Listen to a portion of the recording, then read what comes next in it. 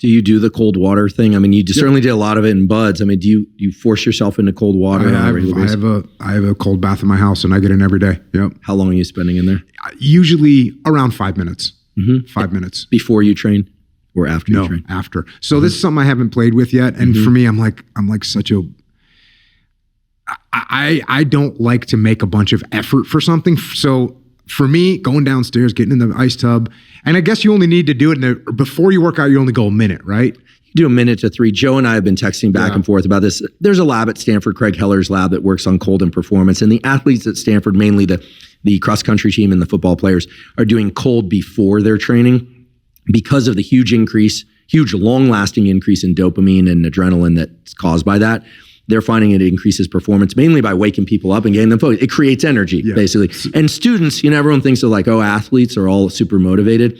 This is no pick against Stanford athletes in particular. A lot of athletes are excellent at what they do because they're very lazy when they're not training. This is true. Not all athletes, but a lot of athletes are. And so they're really good at resting and recovering so they can train more.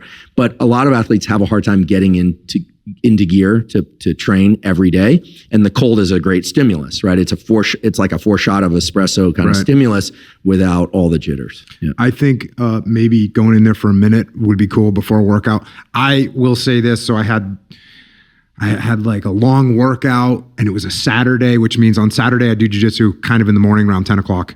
And I had like a long workout, went for a long run.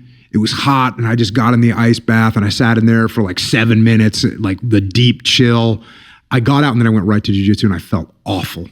I felt absolutely awful, like tight, cold, and it took me an extra 3 rounds to get warmed up again. So that kind of left a bad taste in my mouth for pre-work icing. But I'm going to try this short because I was talking to another friend of mine. They're like, oh no, only go a minute before. Maybe I'll give that a try. If it's really cold, 30 seconds to a minute is going to get you this big release in adrenaline and dopamine. Actually, one time I did try, the chamber that blasts cold air on you. Yeah. The cryo. Yeah, the cryo. And I did that for like a minute or whatever. And that did make me feel pre-workout pretty good. Yeah, I think that the whole notion of cold for metabolism, people say, well, it's not that big of an increase in metabolism. Look, as far as I'm concerned, the main function of the cold for most people is going to be the discipline of doing it, the sense of resilience that you can build up over time, just being familiar with having the adrenaline in your system, and then the fact that the dopamine increases are huge and long-lasting. I mean, they're like 2.5x increases. There's a colleague of mine at Stanford, Anna Lemke, who runs our dual diagnosis addiction clinic. She had a patient getting off cocaine addiction who decided to use cold ice baths as a way to kind of assist himself along the way. He wasn't getting dopamine from cocaine anymore, so he decided to get it from the ice bath. The difference is cocaine gives you these sharp increases and then decreases that drop you way below baseline. So what do people do? They go seek more cocaine. It's really pernicious that way. Whereas the ice bath and cold showers will give this long arc lasting 2 to 3 hours or more. And that's really something to treasure. The idea that you can basically save on your heating bill, give yourself this huge dopamine increase. And I think everything points to the fact that it's healthy and good. But I mean, obviously it's working for you to do it after your training. I think all the gym rats who want more hypertrophy, you're trying to get an extra, 1/8 of an inch on their tricep or whatever, they freak out because they hear that it can inhibit hypertrophy.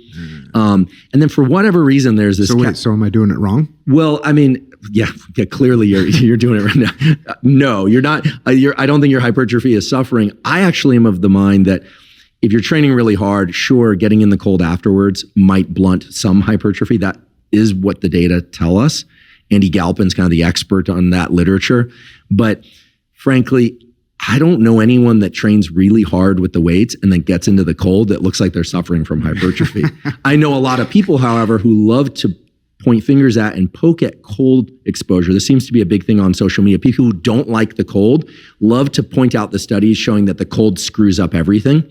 And most of them look like they need a few sets in the gym, to me.